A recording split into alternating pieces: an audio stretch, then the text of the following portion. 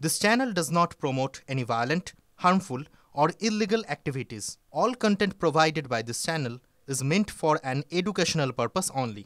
জাল ওষুধ নিয়ে হইচই পড়ে গিয়েছে সারা রাজ্যে, কিন্তু কিভাবে এই জাল ওষুধের চক্র এই রাজ্যে গড়ে উঠেছে, কিভাবে কাজ করছেন জাল ওষুধের কারবারিরা।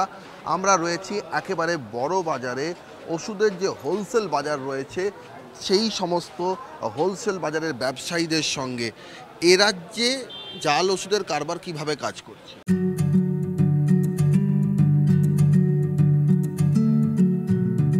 48 वर्षों की शैक्षणिक उत्कृष्टता के साथ 23 से भी ज्यादा प्रमुख बीटेक प्रोग्राम्स और 600 से अधिक अंतर्राष्ट्रीय छात्रों के साथ विज्ञान डीम्ड टू बी यूनिवर्सिटी देश की बेहतरीन यूनिवर्सिटी में से एक है।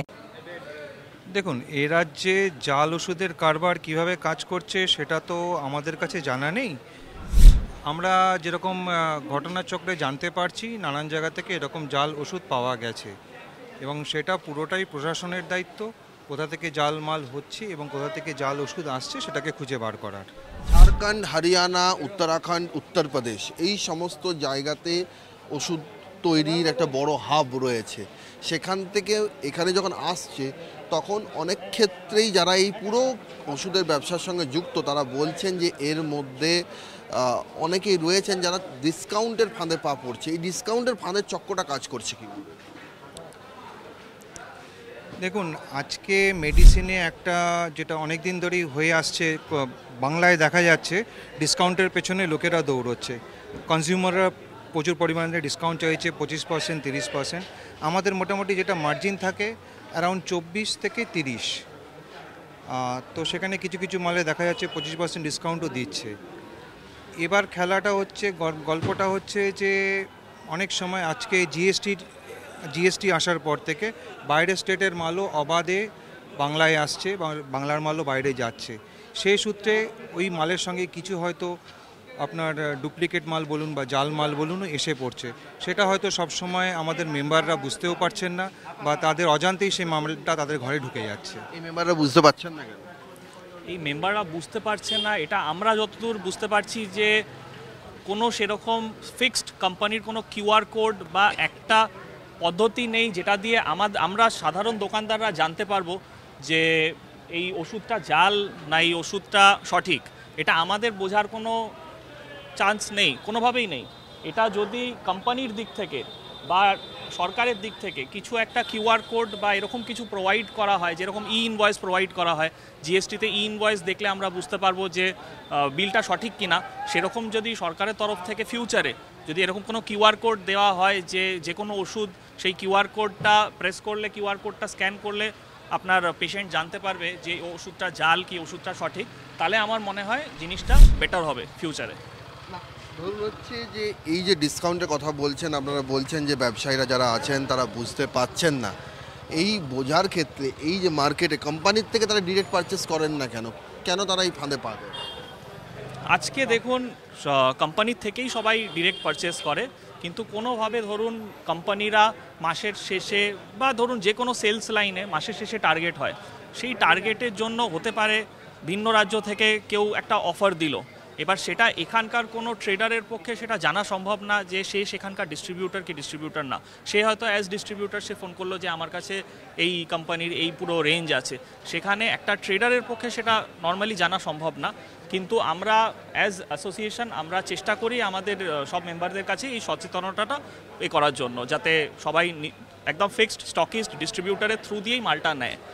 শুধু কি ডিস্ট্রিবিউটার সেজেই ফোন করে, নাকি এমআর বা অন্য কোনো আপনাদের ওষুধের ব্যবসার ক্ষেত্রে অন্য যে যারা রয়েছেন ইনস্ট্রুমেন্টরা রয়েছেন পুরো ব্যবসা চালানোর ক্ষেত্রে তাদের ছদ্মনামেও তারা এসে হাজির হয়?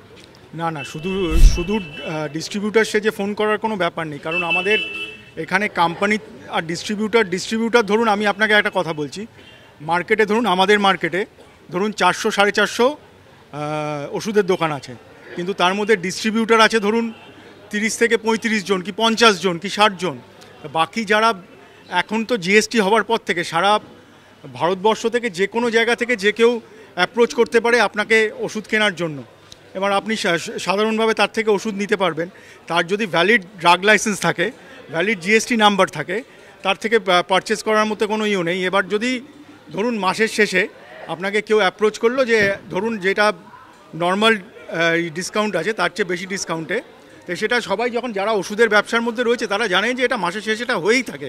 মেডিকেল রিপ্রেজেন্টেটিভরা করে বা তাদের টার্গেট মিট করার জন্য কোম্পানিরা একটা টার্গেট সেট করে রেখেছে, সেটার জন্য করে।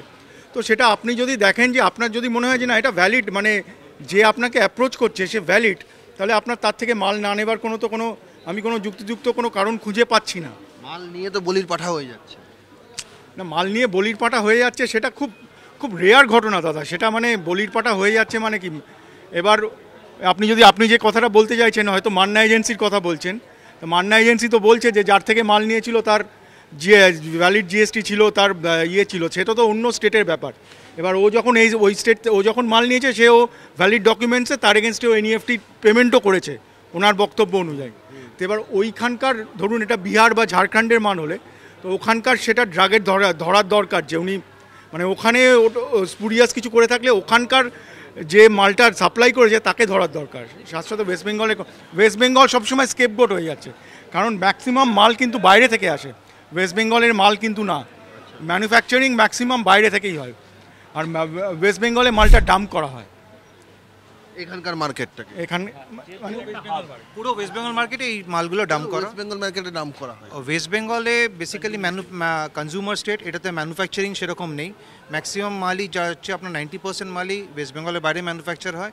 তো সে প্রত্যেকটা কোম্পানি যেরকম তাদের সেল টার্গেট অ্যাচিভ করার জন্যে মাসের শেষে তারা লিকুইডেটিভ ইনসেন্টিভ দিয়ে বা ডিস্ট্রিবিউটরকে লিকুইডেটিভ অ্যামাউন্ট অফ কমিশন বা ডিসকাউন্ট দিয়ে মালগুলো এখানে ডাম্প করে, সেই সঙ্গে সঙ্গে কিছু বাজে মালও বাইরে থেকে চলে আসে ওরই হাত ধরে। প্রডিউসিং স্টেটগুলোতে কি এই সমস্যাটা কম, এখানে কি বেশি? এখানে বেশি ওর কারণ হচ্ছে আমাদের এখানে এথিক্যাল প্রোডাক্টস, আমরা যেটা পেটেন্ট প্রোডাক্টস বলি, ওর মুভমেন্টটা অনেক বেশি। আমাদের এখানে যেটা অন্য রাজ্যতে জেনেরিক মালের প্রোডাক্ট ওটা বেশি, যেটা পুশ করে চালানো যায়। তো যেহেতু কোম্পানি মানে প্যান ইন্ডিয়া কোম্পানিগুলো জানে এই ব্যাপারে যে এইদিকে কিছু একটা ছোটোখাটো কোনো ওষুধ সর্দি কাশি লিখলেও এথিক্যালি লিখবে, ক্যালপলি লিখবে বা ওইরকমই লিখবে।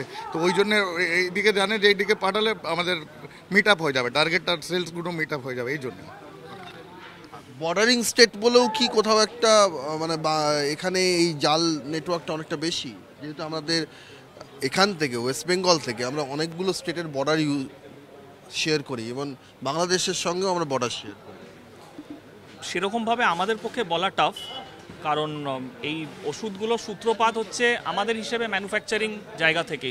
তো যেখানে ম্যানুফ্যাকচারিং বেস আছে সেখান থেকেই আমার মনে হচ্ছে এই সূত্রপাতটা হচ্ছে। বর্ডার স্টেট বলে এটা আমাদের পক্ষে আইডেন্টিফিকেশন করা পসিবল না, কারণ আমরা নর্মাল ট্রেডার্স, আমাদের পক্ষে সেই মেশিনারি বা সেই ইনফ্রাস্ট্রাকচার আমাদের মেনটেন করা সম্ভব না যে প্রত্যেকটা ওষুধ এলে সেটা সঠিক কিনা আমরা কি করে চেক করব। আমরা ম্যাক্সিমাম কিউআর কোডটা স্ক্যান করতে পারি, তো কিউআর কোডেও যদি আমাদের প্রোডাক্ট আসে অরিজিনাল, সেখানে তারপরে valid GST, valid drug licence থাকা সত্ত্বেও যদি এরকমভাবে কোনো মানে ওষুধ জাল বেরোয়, সেটা আমাদের মতো ওষুধের দোকানের খুব আনফর্চুনেট সিচুয়েশন হবে।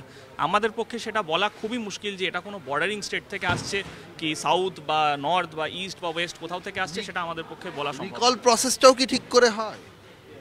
রিকল প্রসেস দেখুন, কোম্পানিরা মানে এটা স্পেসিফিক এই কেসে যদি আপনি বলছেন, ড্রাগ ডিপার্টমেন্ট তৎপরতা দেখিয়ে এখন রিকল করছেন এবং অনেক ওষুধই আমরা যা জানতে পারছি যে রিকল করা হচ্ছে, কিন্তু জেনারেলভাবে আমাদের অতটা জানা নেই যে সব ওষুধের ক্ষেত্রে রিকল ঠিকঠাক হয় কিনা, সেটা আমরা বলতে পারবো না। জাল ওষুধের কারবারের শিকড় অনেক গভীরে রয়েছে এ রাজ্যের ওষুধের হোলসেল ব্যবসায়ীরা যারা রয়েছেন তাদের বক্তব্য অন্তত সেই রকমই। তারা জানাচ্ছেন বিহার, উত্তরাখণ্ড, উত্তরপ্রদেশ, হরিয়ানা, ঝাড়খণ্ড এই সমস্ত রাজ্য থেকে কখনো ডিস্ট্রিবিউটার সেজে, কখনো মেডিকেল রিপ্রেজেন্টেটিভ হয়ে, কখনো সংস্থার প্রতিনিধি হিসেবে তারা আসছেন ছাড়ের অফার নিয়ে, এবং সেই জায়গার থেকে ব্যবসায়ীরা অনেক সময় বুঝতে পারছেন না কোনটা জাল কোনটা জাল নয়।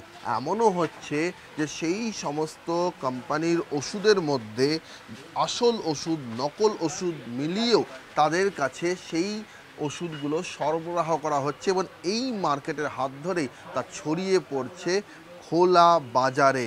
এবং সেই জায়গার থেকে দাঁড়িয়ে শুধুমাত্র ব্যবসায়ীরা সতর্ক হলে হবে না, সাধারণ মানুষ সচেতন হলে হবে না, রাজ্য প্রশাসনের একটা বড় ভূমিকা রয়েছে। এমনটাই বক্তব্য ওষুধ বিক্রেতার সঙ্গে যুক্ত ব্যবসায়ীদের। ক্যামেরায় দেবব্রতের সঙ্গে সৌরভ দত্ত, TV9 বাংলা, কলকাতা।